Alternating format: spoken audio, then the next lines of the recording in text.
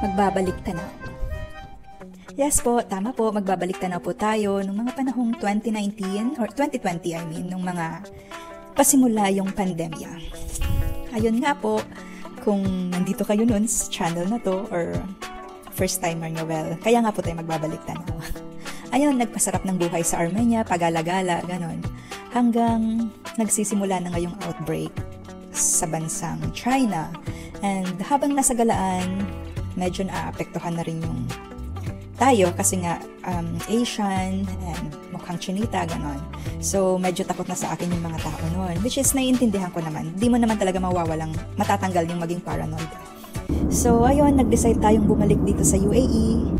Tsaka wala na rin kasi akong pera nun, guys. Credit card na yung gamit ko. And, pagbalik ko dito, medyo tiwala lang, malakas ang loob eh. And, nakahanap na ako ng work somewhere sa western region, sa Ruwais nga po yun. Malayo yun sa city, mga 5 hours by public transport, by bus. So, napadpad nga po tayo doon. At doon na ako nakaramdam ng palo ng pandemya. Wala palang work, guys. So, walang work means walang pera. So, ayun, natenga ako. Ito yung buhay ko saglit doon for mga 2 weeks.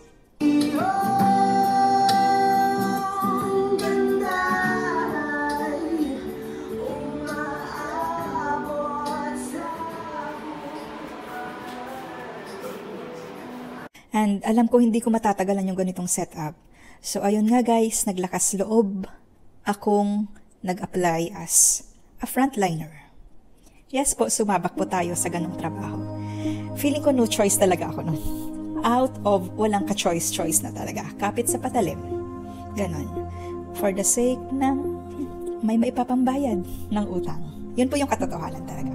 Kaya kahit alanganin ako, kahit takot ako, buong tapang kong hinarap.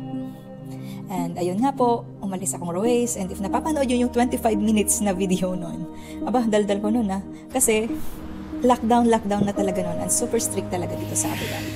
And ayun nga, pati mga gasolinahan, station, maagang nagsasara. At along the way, wala kaming mapagpagasolinahan. Kung kaya't naubusan kami ng gasolina sa gitna ng desyerto talaga. Tapos ayun na, panoorin niyo yung buong story nun. Kaso boring yun, as usual. Ayun na nga guys, so naiwan ako sa gitna ng daan kasi yung kasama ko na nagmamaneho, na friend ko rin, iniwan ba naman ako, nag-hitchhike para bumili ng gasolina sa mga 10 kilometers pa yung isang gasoline station. Hanggang ngayon na nga guys, hinintuan ako ng police patrol.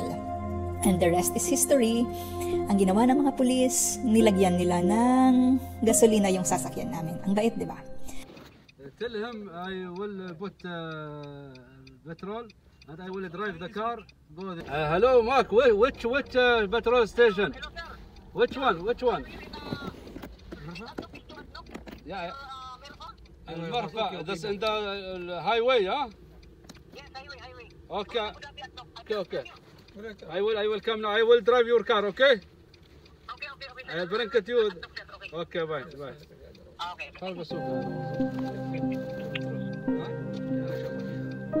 So, ayun na nga guys, and yun na yung simula.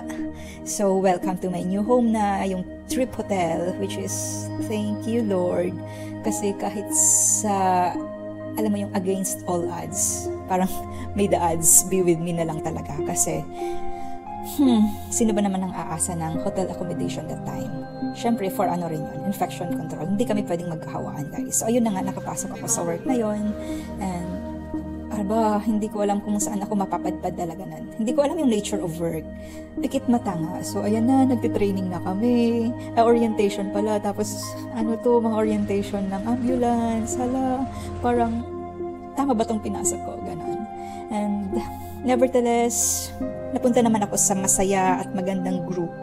And ito guys, abangan yung mga susunod na pagbabalik tanaw.